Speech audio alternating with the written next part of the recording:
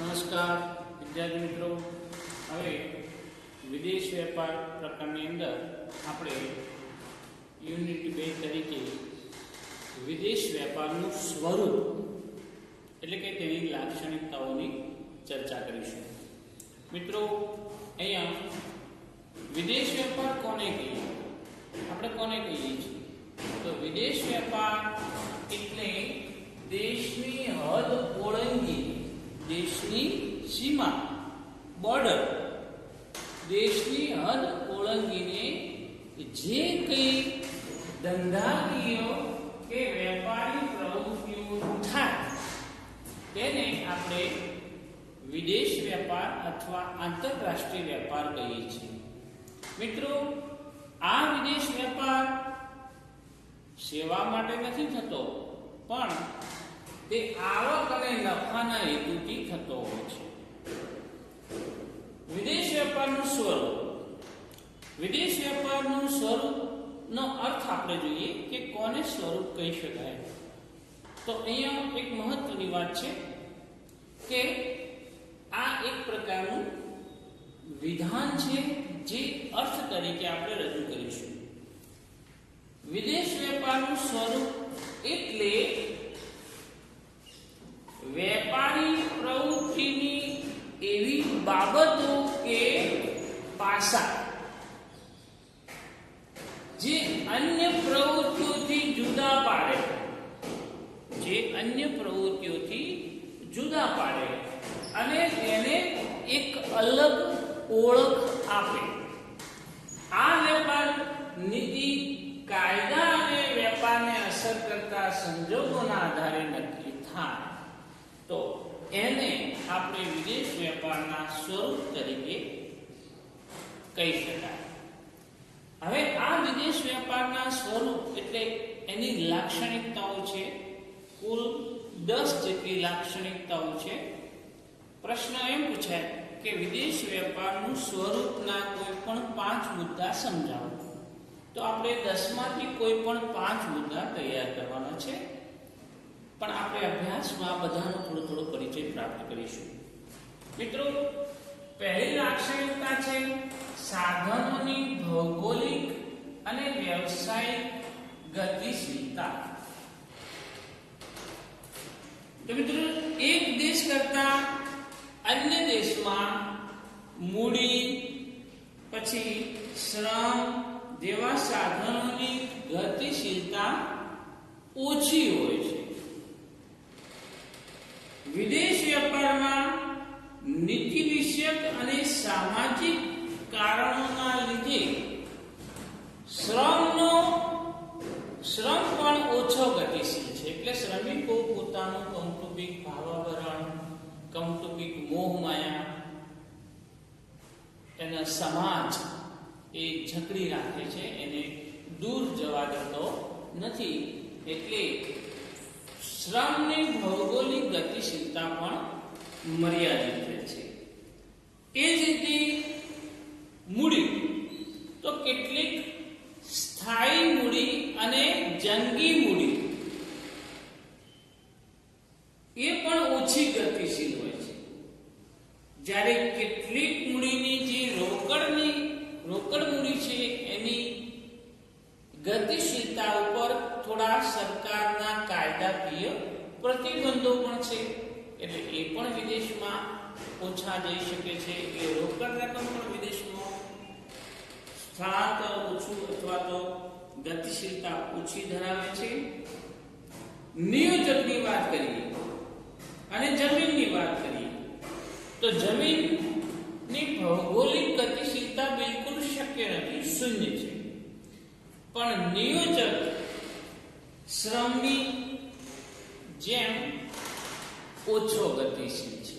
પણ આજના યુગની અંદર મિત્રો, જે નિયોજકની ગતિશીલતા ખૂબ વધારે જોઈ શકાય છે. આજના યુગમાં વૈશ્વિકીકરણની નીતિ અપનાવવામાં આવી હોવાથી આંતરરાષ્ટ્રીય એટલે કે નિયોજકની ગતિશીલતા વધુ બની છે. દાખલા તરીકે ઔદ્યોગિક વિકાસ થવાના મૂળમાં વિદેશી મૂડી અને નિયોજકોનો ફાળો સૌથી મોટો છે. કારણ કે ચીન પાસે નિયોજકો છે એ મોટે ભાગે વિદેશના છે, પણ ત્યાં જંગી મૂડી, રોકાણ કરવાવાળા અને નિયોજકો, નિષ્ણાત, આ તમામ અન્ય દેશોના નિયોજકો ચીનમાં જઈને ઉદ્યોગને સહયોગી બન્યા છે. એટલે ચીનમાં ઔદ્યોગિક વિકાસ ઝડપી બન્યો છે. ટૂંકમાં આંતરિક વેપારમાં ઉત્પાદનના સાધનોની ગતિશીલતા વધુ હોય છે, પરંતુ આંતરિક વેપાર જે છે એમાં ઉત્પાદનના સાધનો એક રાજ્યમાંથી બીજા રાજ્યમાં ઝડપથી જઈ શકે છે. પણ જ્યારે સીમાડો ઓળંગવાનો સમય આવે એટલે કે આંતરરાષ્ટ્રીય વેપારમાં આ બધા સાધનોની ઉત્પાદનના સાધનોની ગતિશીલતા ઓછી હોય છે, જે એને આંતરિક વેપારથી અલગ પડે છે. તો સાધનોની ભૌગોલિક અને વ્યવસાયિક ગતિશીલતા મર્યાદિત છે. પછી વિવિધતા ધરાવતી વસ્તુઓનો વેપાર આંતરરાષ્ટ્રીય વેપારમાં થાય છે. તો વિદેશ વેપારમાં અનેક પ્રકારની વિવિધતાવાળી વસ્તુઓ અને સેવાઓ ઉપલબ્ધ કરાવવામાં આવે છે, જેના કારણે વિવિધ જીવન ધોરણ અને જીવનશૈલી ધરાવતા લોકોની જાતની વિવિધ ચીજ વસ્તુની માંગ સંતોષી શકાય છે. વિદેશ વેપારની સફળતા અને સમૃદ્ધિનો આધાર છે વિવિધતા. વિદેશ વેપાર સૌથી વધારે ક્યારે થાય તો કે વસ્તુની વિવિધતા લોકોને જોવા મળે તો એની માંગ લોકો કરશે, ચાહે દેશના હોય કે વિદેશના હોય. એટલે વિદેશના લોકો વિવિધતાવાળી ચીજ વસ્તુની માંગ વધારે કરશે, તેથી વિદેશ વેપાર ઉદ્ભવશે. દાખલા તરીકે જે દેશમાં વીજળીની અછત છે, વીજળીની અછત હોય તો એ દેશની અંદર કેવા સાધનોની વધારે માંગ રહે છે? વીજળી વગર ચાલતા યંત્રોની વધારે માંગ રહે છે. એટલે જે દેશમાં વીજળીની અછત હોય ત્યાં માનવ સંચાલિત યંત્રો, માનવી જે યંત્રો ચલાવે છે તેની માંગ વધુ હોય છે. જ્યારે વધુ વીજળી ઉત્પન્ન કરતા દેશોમાં સ્વયં સંચાલિત એટલે કે ઓટોમેટિક મશીનોની માંગ વધુ પ્રમાણમાં થાય છે. જ્યારે વીજળીની અછત હોય ત્યાં વીજળી વગર ચાલતા યંત્રો, જેને મેન્યુઅલી ઓપરેટેડ એટલે કે માનવ સંચાલિત યંત્રોની માંગ અછતવાળા, વીજળીના અછતવાળા વિસ્તારોમાં વધુ રહે છે. તો મિત્રો, અહીંયા આપણે વિવિધતા ધરાવતી વસ્તુઓનો વેપાર વિદેશ વેપારમાં થાય છે. પછી પડકારજનક સ્વરૂપ, ત્રીજું સ્વરૂપ. તો આપણને ખબર છે મિત્રો કે વિદેશ વેપાર નું જોખમ વધુ હોય છે. એટલે દરેક દેશના ઉત્પાદકો કે નિયોજકોએ પડકારનો સામનો તો કરવો પડે છે. એટલે અહીંયા વિવિધ દેશોમાં વિવિધ આબોહવા હોય, જુદી જુદી ભાષાઓ હોય, રીત રિવાજો અલગ અલગ હોય, તેઓને પસંદગી, આ બધી બાબતો દેશ બદલાય એટલે આ બધી બાબતો બદલાય છે. આવી જુદી જુદી તમામ પરિબળો હોવાથી તેને અનુરૂપ ઉત્પાદન કરવું પડે છે, તો જ બજાર પ્રાપ્ત થાય. દાખલા તરીકે ચીન જે દેશમાં વસ્તુની ગુણવત્તાને મહત્વ અપાતું હોય ત્યાં એ જ વસ્તુ નીચી ગુણવત્તાની પણ સસ્તી બનાવીને વેચવા તૈયાર કરે છે. એટલે આવા અવરોધો પાર કરીને વેપાર કરવાનો પડકાર વેપારીઓ સામે આવીને ઉભો રહે છે. એટલે મિત્રો પડકારજનક સ્વરૂપ છે એ વિદેશ વેપારનું પાયાનું તત્વ છે. પછી રાજનયિક એટલે કે રાજકારણ અને રાજકીય નેતાઓના પ્રયત્નો વિદેશ વેપારમાં હોવા જોઈએ તો વિદેશ વેપાર વધુ થાય છે. કારણ કે સરકારની સાથે જો વેપારીઓ અને વેપારીઓની સાથે રાજકીય નેતાઓનો સહયોગ ન મળે, સરકારનો સહયોગ ન મળે તો વિદેશ વેપાર અવરોધાય છે. તો મિત્રો અહીંયા વિદેશ વેપાર વિકસાવવા માટે વેપારીઓના પ્રયત્નો પૂરતા નથી, પરંતુ એમાં દરેક દેશની સરકારોને રાજનયિક પ્રયત્નો કરવા પડે છે.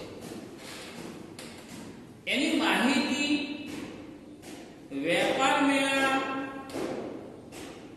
કે બિન ઔપચારિક મીટિંગો એમણે યોજવી પડે છે. દેશમાં કઈ વસ્તુનું ઉત્પાદન કરીને વિદેશ વેપાર માટે અનુકૂળતા છે એના માટે મીટિંગો યોજવી પડે છે, જેમાં વેપારીઓને રાજ્યના સભ્યો વિદેશના સભ્યો સાથે મળે છે અને વિદેશ વેપાર વિકસાવવા માટે પ્રયત્નો કરે છે. દાખલા તરીકે ગુજરાતમાં જો વેપાર વધારવો હોય તો દર વર્ષે વાઇબ્રન્ટ ગુજરાત સમિટ યોજાય છે કે જેથી કરીને વિદેશી નાગરિકો અને ઉત્પાદકો નિયોજકો આપણા ગુજરાતમાં આવે અને ગુજરાતની તમામ ચીજ વસ્તુઓ છે એને જુએ, નિહાળે, પછી એને પસંદ કરે તો આવા રાજકીય સંબંધો વિકસે અને વિદેશ વેપાર વિકસે છે. જેમાં વિશ્વના આવા વાઇબ્રન્ટ ગુજરાત સમિટ આપણું ગુજરાત યોજે છે, એમાં અનેક વિશ્વના અનેક દેશોને વેપાર ઉદ્યોગના પ્રતિનિધિ એક સાથે મળે છે. ગુજરાતમાં કયા ધંધાની અનુકૂળતા છે, સરકારની કેવી પ્રોત્સાહન નીતિ રહેશે, આ બધી બાબતોથી વિદેશી નિયોજકો જે છે એ માહિતગાર બને છે કે ગુજરાતમાં આ ધંધો કરવો, એની વસ્તુની માંગ કરવી કે નહીં, એ માટે એ લોકો માહિતગાર બને છે. દરેક દેશની રાજકીય અને કાયદાકીય સંસ્થાઓ તથા આર્થિક નીતિઓ અલગ અલગ હોવાથી વેપારીઓના ઉત્પાદન અને વેચાણ આજે તથા પ્રચારના પ્રયત્નોની સાથે સાથે એટલે કે જાહેરાતો કરવાની સાથે રાજનયિક પ્રયત્નો પણ એટલા જ જરૂરી છે તો વિદેશ વેપાર વિકસે છે. પછી વિવિધ ચલણોના ભાવ અને તેના મૂલ્યોની અટકળો ઘણીવાર થતી હોય છે. એટલે વિદેશ વેપારમાં સર્વસ્વીકૃત માન્ય ચલણમાં જ ચૂકવણી કરવી પડે છે. વિદેશ વેપારમાં આપણા દેશનો રૂપિયો ન ચાલે, કેમથી સર્વસ્વીકૃત માન્ય ચલણ હોય, અમેરિકાનો ડોલર હોય તો એમાં ચૂકવણી કરવી પડે છે, આપણા રૂપિયાને ડોલરમાં પરિવર્તિત કરવું પડે છે. વિદેશ વેપાર અને આ માટે વેપાર કરતા દરેક દેશે પોતાના દેશના ચલણને આંતરરાષ્ટ્રીય ચલણમાં રૂપાંતર કરવું પડે છે અને આ માટે વિવિધ નિયામનના દર અને વધઘટની જાણકારી બધા જ ઉત્પાદકો કે વિદેશ વેપાર કરવા વાળાને હોવી જોઈએ. મિત્રો, જો મોંઘા ભાવે જો ધ્યાન રાખવામાં ન આવે અને મોંઘા ભાવે વિદેશી મૂંડિયામણ જો આપણને મળે અથવા આપણે ખરીદીએ તો ક્યારેક ધંધાકીય નુકસાન પણ સહન કરવાનો વારો આવે છે, વેપારને નુકસાન પણ થઈ શકે છે.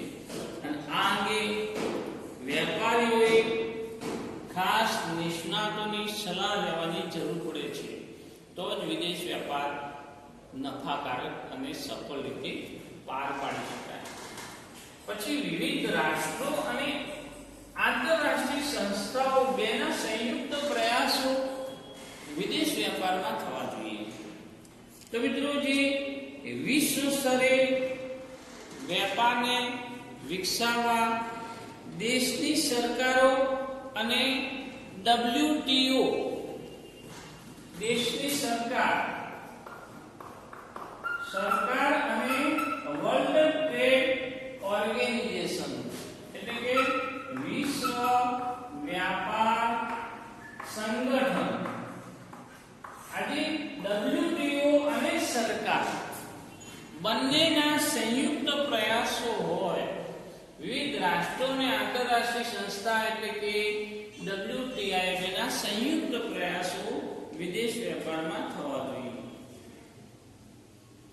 વેપારનું કદ વધારવા માટે દરેક દેશ મક્કમ ઇરાદાથી પ્રયત્નો કરવાની જરૂર છે, જેમાં તેમણે તેમની નીતિઓ વેપારને વધુ અનુકૂળ બનાવવી પડે. દેશમાં સામાજિક અને સાંસ્કૃતિક જૂથોએ વેપારને ખુલ્લા મને સ્વીકારવો પડે, તેમજ દરેક દેશના ઉદ્યોગ સંગઠનોએ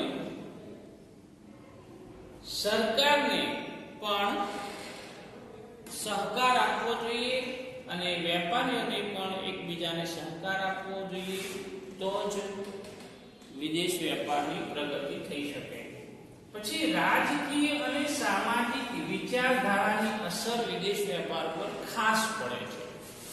તો મિત્રો, અહીંયા જોઈશું કે વિદેશ વેપારના સ્વરૂપ ઉપર એ દેશની રાજકીય અને સામાજિક વિચારધારા દ્વારા વધુ અસર, એની વિચારધારા પર વધુ અસર પડે છે. દાખલા તરીકે વિશ્વયુદ્ધ થાય તો બે દેશો વચ્ચેના સંબંધો બગડે, તો સંબંધો બગડે તો વેપારી સંબંધો પણ વણસે, અને વેપારી સંબંધો વણસે અથવા બગડે તો એ માલ સામાનનું હેરફેર કરવાનું જોખમી બને છે અને એથી વિદેશ વેપાર પણ ઘટે છે. એ જ રીતે વિચારસરણીના બદલે વેપારી નિયંત્રણો ઘટાડવાથી વિદેશ, એ જ રીતે વિચારસરણી હોય એના બદલે જે વેપારી નિયંત્રણો સરકાર ઘટાડે અથવા ઘટાડવામાં આવે તો એનાથી 1991 પછી ભારતમાં વિદેશ વેપારનું કદ, સ્વરૂપ અને દિશામાં મોટો વધારો થયો છે. ટૂંકમાં કોઈ પણ દેશના વિદેશ વેપારના સ્વરૂપમાં એ દેશની વિચારસરણી, સામાજિક માળખું અને અન્ય દેશોના સંબંધો પણ વધારે અસર કરે છે. પછી અત્યંત મોટા પાયાનો વેપાર. મોટા પાયે વેપાર વિદેશ વેપારમાં કોઈ 1-2 ટનનો વેપાર નથી થતો, હજારો લાખો ટન માલ સામાનનો વેપાર વિદેશ વેપારમાં થાય છે. તો મિત્રો, અહીંયા વિશ્વ વેપારનું કદ અત્યંત વિશાળ હોય છે. આ વેપારમાં અનેક દેશો અસંખ્ય વસ્તુઓ અને કાયદા અને આંતરરાષ્ટ્રીય ધોરણો પ્રમાણે બધાને ગમે, વિદેશના લોકોને ગમે એવું પેકિંગ કરવું પડે છે. કાયદા પ્રમાણે અનુકૂળ પડે એવું પેકિંગ કરવું પડતું હોય છે. વિશ્વ વેપારનું કદ મોટું હોવાથી એમાં જોખમનું તત્વ પણ વધારે રહેલું છે. મિત્રો, તો અહીંયા સંયુક્ત અત્યંત મોટા પાયાનો વેપાર વિદેશ વેપાર થાય છે. પછી વધુ પ્રમાણમાં કરવેરા અને પરવાનગી. તો મિત્રો, વિદેશ વેપાર કરવા માટે દરેક દેશે પોતાની અને અન્ય દેશોની ચકાસણી અને પરવાનગીઓને પાર કરવાની હોય છે. જેમ કે વેપારજન્ય વસ્તુ કે સેવાની પરવાનગી અને ચકાસણી કરવી, પછી ગુણવત્તાની ચકાસણી કરવી અથવા ગુણવત્તા ચકાસણીનું સર્ટિફિકેટ મેળવવું પડે, આંતરરાષ્ટ્રીય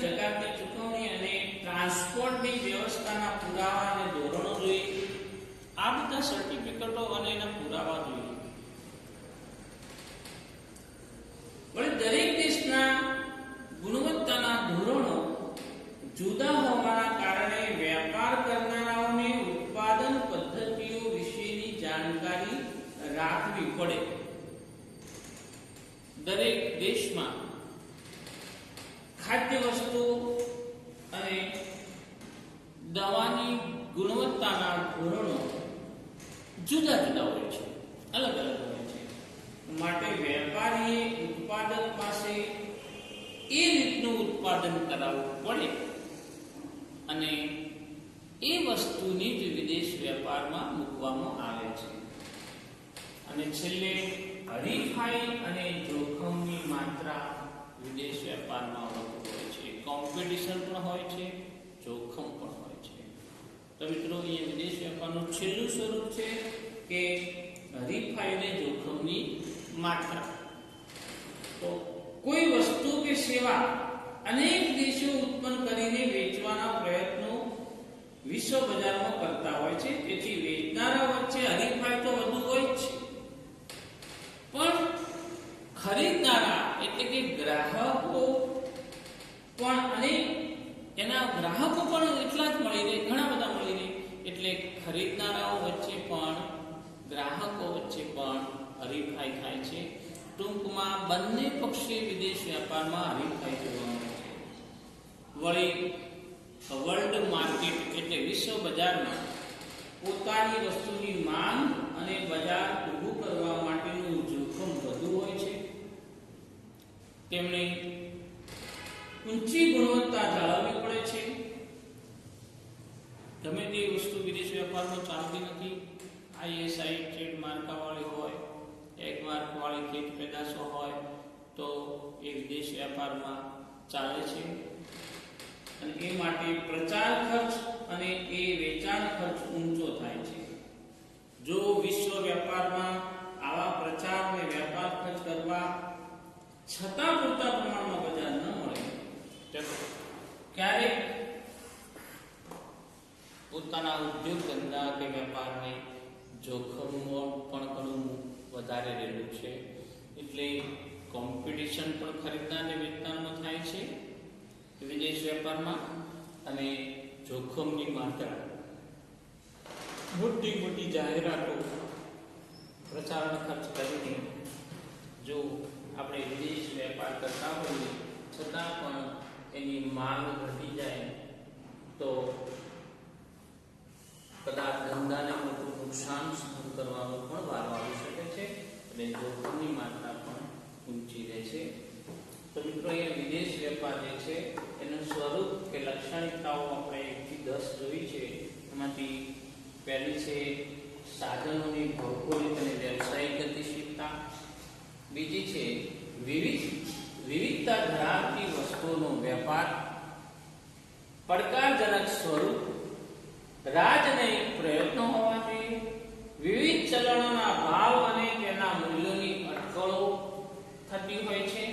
વિવિધ રાષ્ટ્રો અને આંતરરાષ્ટ્રીય સંસ્થાઓના સંયુક્ત પ્રયાસો પણ હોવા જોઈએ, સરકાર અને WTO ના. પછી રાજકીય અને સામાજિક વિચારધારાઓની અસર પણ પડે છે. અત્યંત મોટા પાયા પરનો વેપાર વિદેશ વેપારમાં થાય છે. વધુ પ્રમાણમાં કરવેરા અને પરવાનગીઓ મેળવવી પડે છે અને હરીફાઈ અને જોખમની માત્રા ઊંચી રહે છે. તો મિત્રો, અહીંયા આપણે આ વિદેશ વેપારની અંદર એનું સ્વરૂપ તરીકે 10 મુદ્દાની રજૂઆત કરી છે. એમાં આપણે કોઈ પણ 5 સારા મુદ્દા સમજાઈ શકીએ અને પરીક્ષામાં સારા ગુણ પ્રાપ્ત કરી શકીએ. બાકી યુનિટ 3 ની અંદર આપણે આગળ ટોપિક જોઈશું.